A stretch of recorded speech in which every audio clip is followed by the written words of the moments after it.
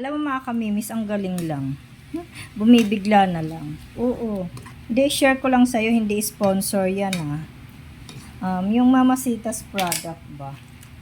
Yung ganito. 'Di ba kumpleto sila ng ganyan, ng flavor. Yan, pwede pang chop suey o kahit anong gulay-gulay lang. O 'di ba?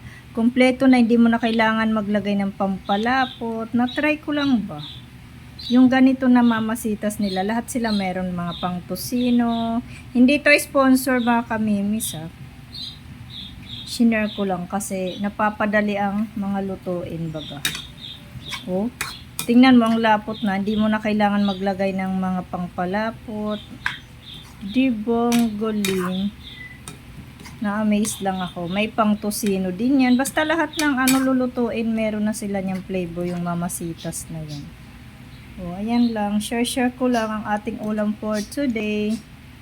Walang mahabang vlog kasi gisang gulay lang naman yan.